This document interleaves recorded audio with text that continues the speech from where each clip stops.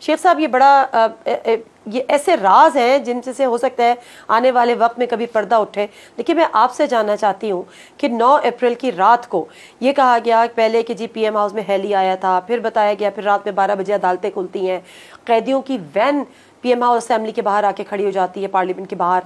किसको गिरफ्तार करने आई थी, किसके कहने पे ना? मैंने नवाज शरीफ का भी डाउनफॉल देखा है। मैं उस वक्त पीएम हाउस में था, मैं सिगार पी रहा था, जूती उतार के मेरे सामने फौज दाखिल हुई और जो संतरी फौजी खड़े थे उन्होंने उनको सलूट मारा। वो अंदर दाखिल हुए और सारा कुछ जो कुछ हुआ वो सारी कार्रवाई मेरे आंखों के सामने है। उसके बाद एक कर्नल साहब मेरे पास आए। ये वो है जब जनरल भट्ट को बिल्ले लगाए गए, बाहू मल्ले से ला के DGI को बिल्ले लगाए गए और चीफ ऑफ आर्मी स्टाफ बनाया गया। ये सारी कहानी अब मैं लिखनी शुरू कर दी है मैंने, क्योंकि मुझे 2 करोड़ रुपया पिछली किताब का मिल गया। उसका मैंने कहा यार बड़ी कमाई वाला काम है ये तो कर्नल साहब आए, उन्होंने कहा आप किधर बैठे हुए हैं? मैं कहा मैं सिगार पी रहा हूँ। उसने कहा खेल तो खत्म हो गया, जाओ हवेली। मैं कहा नहीं हवेली नहीं, मैं इधर रास्ते में मैं रहता हूँ अब कहीं और भी। उसने कहा बस उठे आप चलें यहाँ से। मैंने स्लीपर को बांधा शांधा अपनी जूती को, तो फिर मैं 22 दिन वहाँ उनके साथ वो आए। उन्होंने कहा खाना शाना, मैंने कहा मेरे पास तो पकाने वाला या बादी कोई नहीं है। तो ये 22 बंदे यूनिट से ही खाना मंगाए।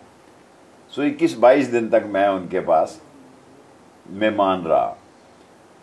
और इन दी एंड ये जब जो कुछ हो रहा था और जैसे हुआ, सो इमरान खान का एतमाद ये नहीं था जो कुछ हुआ।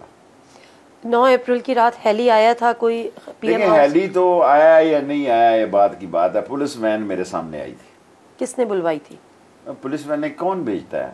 मतलब हुकूमत तो आपकी थी, वजारत दाखिला आपके पास थी सर। नहीं, वजारत दाखिला मेरे पास थी, लेकिन there is always face behind a case. एक चेहरा इसके पीछे भी होता है। वही तो जानना चाह रहे हैं। ये जो रेंजर्स ने उस दिन किया वो वजारत दाखिला के हुक्म पे ये दहशतगर्दी की उन्होंने, और FC ने नहीं की। इसका मतलब है उसके कमांडेंट ने उसको नहीं कहा ये बात।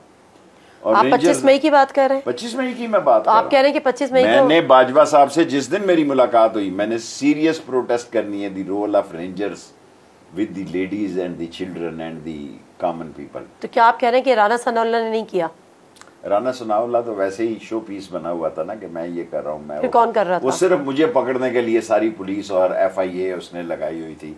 मेरी 3 बहनों के घर उसने रेड करवाया और वो बेचारी शेखनियाँ, आपको पता है दुकानदारों की बीवियां, उनको क्या लगे इन कामों से। इंतहा देखें कि मेरी 3 बहनों के घर रेड हुए और लाल हवेली से बैक वक्त 60 बंदे इन्होंने उठाए और इसके बावजूद मैं 3:45 बजे पहुंच गया 15 मिनट। अच्छा, तो आप ये कह रहे हैं कि जो 25 मई की रात जो कुछ हुआ, जो लाठीचार्ज, जो शेलिंग, जो फायरिंग, जो भी कुछ हो रहा था, उसके पीछे नहीं था।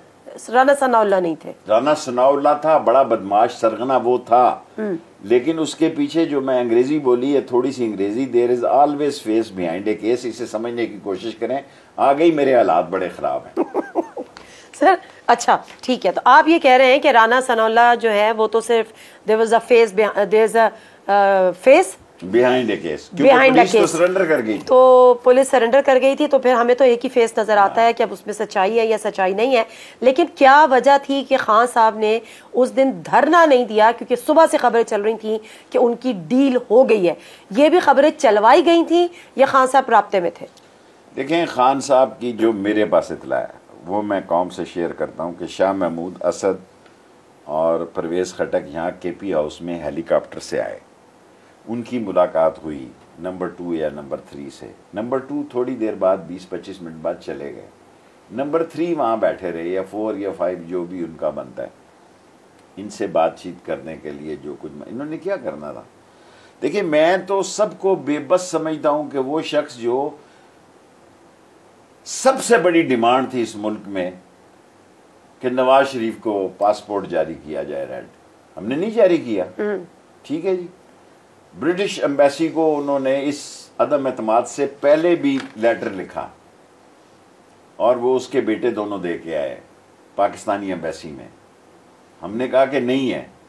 अब तो उसके पास पाकिस्तानी ओरिजिनल पासपोर्ट है, अब उसको पाकिस्तान आने से 3 महीने से किसने रोका हुआ है जी? बताए ना अब तो सर, शेख किसने रशीद रोका हुआ है? नहीं है ना। किसने मैं रोका? अक्लमंदों का लीडर हूं, मैं बेवकूफों से गुफ्तगू नहीं करता।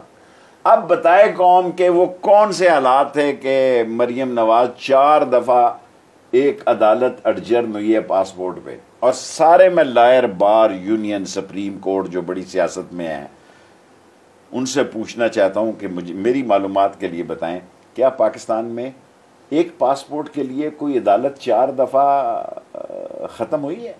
और चौथी दफा उन्होंने कहा जी कि हम दरखास्त वापस ले लेते।